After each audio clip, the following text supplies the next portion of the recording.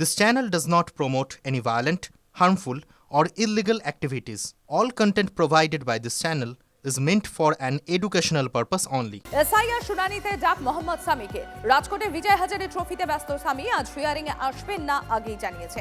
পরবর্তী কোনদিন হাজিরা দেবেন। শুনানিতে ডাক পেয়েছেন অভিনেতা দেব। দাবি 93 নম্বর ওয়ার্ডের কাউন্সিলর মৌসুমী দাসের। যদিও দেব জানিয়েছেন তিনি কিছুই জানেন না এ বিষয়ে। এদিকে আপনাদের জানিয়ে রাখি যে এসআইআর চলছে আর এসআইআর এর হিয়ারিং চলছে, সেখানে একের পর এক তারকার ডাক। মোহাম্মদ সামিকে হিয়ারিং এ ডাকা হয়েছে। রাজকোটে বিজয় হাজারে ট্রফিতে ব্যস্ত মোহাম্মদ সামি আজ হিয়ারিং এ আসবেন না আগেই তিনি জানিয়েছিলেন পরবর্তী কোনোদিন হাজিরা দেবেন। আর এদিকে অপরদিকে যে খবর পাওয়া যাচ্ছে, শুনানিতে ডাক পেয়েছেন অভিনেতা দেব। দাবি 93 নম্বর ওয়ার্ডের কাউন্সিলর মৌসুমী দাসের। যদিও দেব জানিয়েছেন তিনি বিষয়ে কিছুই জানেন না।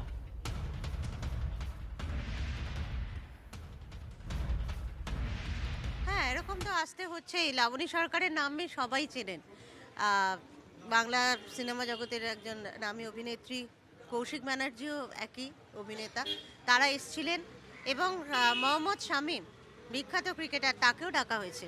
তিনি আজকে আসতে পারেননি, তারা অন্য জায়গায় খেলা পড়ে গেছে, কিন্তু তাকে তো আবার সেকেন্ড হিয়ারিং মানে তাকে আসতে হবেই। তো এইভাবে ডাকা হচ্ছে। এবং আমরা শুনেছি আমার এখানে দেবকেও ডাকা হয়েছে, মানে এমপি, তিনি, তাকেও ডাকা হয়েছে। অর্থাৎ সব ধরনের মানুষকেই ডাকা হচ্ছে। এটা তো হয়রানি ছাড়া আর কিছু নয়। অনেক সময় নামের মিল না থাকার জন্য সব থেকে বড় কথা হচ্ছে হিয়ারিংয়েও অদ্ভুত অদ্ভুত প্রশ্ন কিছু করা হচ্ছে। যে জন্ম সার্টিফিকেটে লেখা আছে তার বাবা ছেলে, তারপরেও বলছে যে ইনি আপনার বাবা, তার প্রমাণ কি? এই যে ভয়ঙ্কর এই ধরনের প্রশ্নগুলো করা হচ্ছে, মানুষকে হয়রানি করা ছাড়া আর কিছুই হচ্ছে না। আমরা ইতিমধ্যে টেলিফোনে যোগাযোগ করতে পেরেছি। অ্যাসোসিয়েট এডিটর তন্ময় প্রামাণিক রয়েছেন আমাদের সঙ্গে। তন্ময়, শুনানিতে একের পর এক তারকার ডাক, একদিকে মোহাম্মদ সামি, অপরদিকে অভিনেতা দেব। দেখো, যেটা হচ্ছে সেখানে কিন্তু দেখা যাচ্ছে যে কেউই ছাড় পাচ্ছেন না। দেবকে ডাকা হয়েছে অভিনেতা, এবং সেটা জানিয়ে দিলেন সেখানকার কাউন্সিলর মৌসুমী দাস, তৃণমূলের কাউন্সিলর যিনি রয়েছেন। যদিও আমরা দেবের সঙ্গে যোগাযোগ করেছিলাম টিভি 9-এর তরফ থেকে, কিন্তু তিনি এখনো পর্যন্ত এই ধরনের কোনো কিছু ডাক পাননি বলে দাবি করেছেন। যদিও স্থানীয় কাউন্সিলর জানিয়েছেন যে লিস্টে তার নাম রয়েছে, তাকে ডাকা হয়েছে। অন্যদিকে লাবণী সরকার, অভিনেত্রী কৌশিক বন্দ্যোপাধ্যায় এবং ক্রিকেটার মোহাম্মদ শামী, তিনি এই মুহূর্তে বিজয় হাজারে ট্রফি খেলতে ব্যস্ত রয়েছেন, তাদেরকেও কিন্তু শুনানিতে রাখা হয়েছে। এবং এর মধ্যে আরো একটা জিনিস জানিয়ে রাখা, যে অভিনেতা, খেলোয়াড়, সেলিব্রিটি, এগুলোর বাইরেও কিন্তু প্রশাসনিক কর্তা, আমরা যেটা খবর পাচ্ছি যে জলপাইগুড়ির মেটেলি সেখানকার একজন বিডিও, সেই বিডিওকে গত পরশুদিন তাকে লাইনে দাঁড়াতে হয়েছিল। তিনি সাধারণ মানুষের সঙ্গে লাইনে দাঁড়িয়ে শুনানিতে হাজিরা দেন। আজকে তার বাকি পরিবারের সমস্ত সদস্য তারাও লাইনে যাচ্ছেন এবং লাইনে দাঁড়িয়ে তারা হাজিরা দেবেন। ফলে লাবণী সরকার, কৌশিক বন্দ্যোপাধ্যায়, মোহাম্মদ শামী, দেব এবং দেবের পরিবার, ভিডিও এবং ভিডিওর পরিবার, যেখানেই কোনো রকম কোনো কিছু পাওয়া যাচ্ছে সেখানেই প্রত্যেককে ডাকা হচ্ছে এবং তাদেরকে সাধারণ মানুষের সঙ্গে কিন্তু লাইনে দাঁড়িয়ে হাজিরা দিতে হচ্ছে। অর্থাৎ একদিকে অভিযোগ উঠছে হয়রানির, অন্যদিকে কেউ কেউ দাবি করছেন যে এটাই স্বচ্ছতা। তিনি সেলিব্রিটি হন, তিনি খেলোয়াড় হন, তিনি বিখ্যাত মানুষ হন বা সাধারণ মানুষ হন, নিয়ম অনুযায়ী কমিশন তাদেরকে ডেকে পাঠাবে কোনো কিছু ভুল ভ্রান্তি বা কোনো ত্রুটি থাকলে।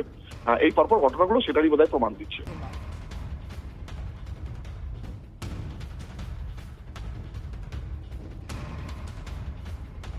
বারোটা রাজ্যের একসঙ্গে এসআইআর ঘোষণা হয়েছিল, সেখানে পশ্চিমবঙ্গের ক্ষেত্রেই কেন আলাদা নিয়ম? প্রত্যেকদিন নিয়ম পাল্টানো হচ্ছে, তার কারণটা কি?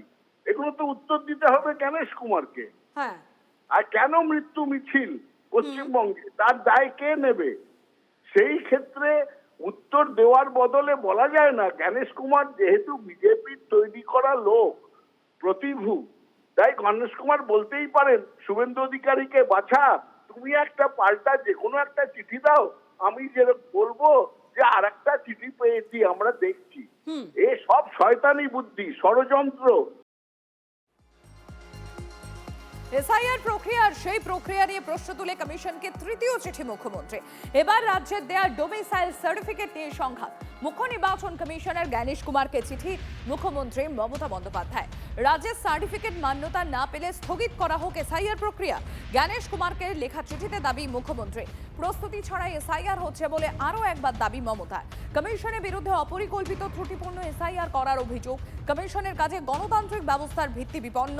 চিঠিতে উল্লেখ করেছে মুখ্যমন্ত্রী। আর এই নিয়ে তৃতীয়বার এসআইআর স্থগিত চেয়ে চিঠি দিলেন মমতা বন্দ্যোপাধ্যায়।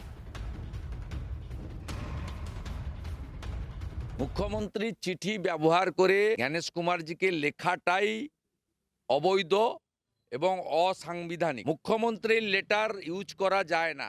মুখ্যমন্ত্রী একটি সাংবিধানিক পোস্ট, মুখ্যমন্ত্রী একটি প্রশাসনিক পোস্ট। মুখ্যমন্ত্রী যদি উনার যে পার্টি আছে, যাকে আমি কোম্পানি বলি, ফ্যামিলি কোম্পানি, সেই তৃণমূল কংগ্রেসের প্যাডে লেখা উচিত ছিল। তিনি নিশ্চয়ই একটি রাজনৈতিক দলের নেতৃত্ব করেন, চেয়ারপারসন, ব্যবহার করা উচিত ছিল তৃণমূলের প্যাড। এই চিঠিটাকে আমি মনে করি ইলেকশন কমিশনে ছিঁড়ে ফেলে দিয়ে ডাস্টবিনে ফেলে দেওয়া উচিত। আর বাঙালি হিসেবে, একজন বিরোধী দলনেতা হিসেবে এটা আমার কাছে লজ্জার।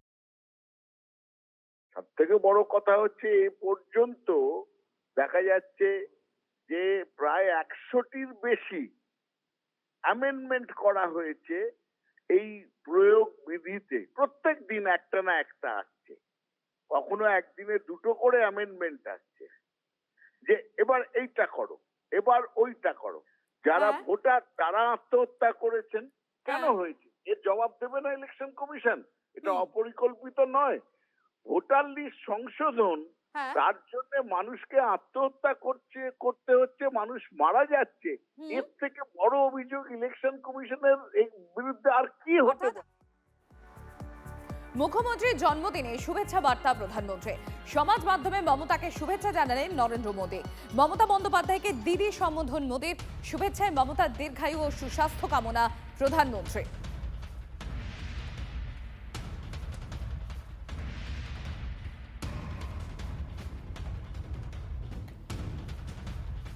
মমতা বন্দ্যোপাধ্যায়ের জন্মদিনে মুখ্যমন্ত্রী মমতা বন্দ্যোপাধ্যায়ের জন্মদিনে মমতা বন্দ্যোপাধ্যায়কে শুভেচ্ছা নরেন্দ্র মোদীর।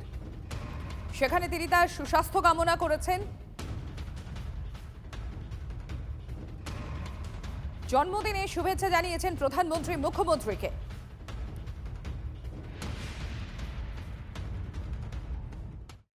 এই সুসম্পর্কটা থাকারই কথা, কিন্তু ওদের সেটা বারবার কেন বলতে হয়?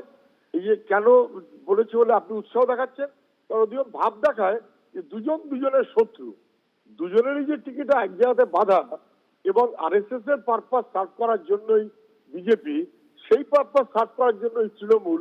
এটা যত ধরা পড়ে যাবে তত আবার আমরা ঝগড়া করছি, বিরোধ আছে, এটা দেখাতে হবে বলেই বন্ধুত্ব আছে, পারস্পরিকভাবে দেখাতে হবে। প্রধানমন্ত্রী একটা নামকা ওয়াস্তে কাজ করেছেন, বাঁ হাতে মনসাকে পুজো দেওয়ার মতন করে, লক্ষিন্দরের সেই এরকম করে একটা শুভেচ্ছা বার্তা পাঠিয়েছেন। উনি কি মনে করেন যেভাবে তিনি নাম নিয়ে টোপ-টিটকিরি করেছেন, তাতে এই একটা শুভেচ্ছা বার্তাতে সেই পাপ ধোয়া সম্ভব নয়? আর অন্যদিকে সিপিএম এর এই সব কিছুতেই ঘোলা জলে মাছ ধরতে যাব, তাই জন্যই তারা অপ্রাসঙ্গিক হয়ে গেছে। প্রথম কথা হচ্ছে সিপিএম এখন হচ্ছে ছাগলের তৃতীয় সন্তান এবং তারা মনে করে যে রাজনীতিতে বিরোধী মানে হচ্ছে শ্রেণী শত্রু। আমরা সেটাতে বিশ্বাস করি না এবং সেটা আমরা বুক ফুলিয়ে বলি। আমরা সিপিএম নেতার জন্মদিনেও তাকে শুভেচ্ছা জানাবো। তৃণমূল কংগ্রেসের মুখ্যমন্ত্রী বলে ভারতবর্ষের প্রধানমন্ত্রী শুভেচ্ছা জানাবে না তা হয়? আচ্ছা, তাহলে সিপিএম কে প্রশ্ন করুন, পিনারাই বিজয়নের জন্মদিনে যখন প্রধানমন্ত্রী শুভেচ্ছা জানান বা পিনারাই বিজয়ন গিয়ে যখন প্রধানমন্ত্রীর সাথে দেখা করেন এবং পিএমসি স্কুলকে প্রায় মেনে নেয়, পরে উইথড্র করে সেটা আলাদা বিষয়, কিন্তু পিএমসি স্কুলকে মেনে নেয়, তার মানে কি সিপিএম এর সাথে নরেন্দ্র মোদীর সেটিং আছে?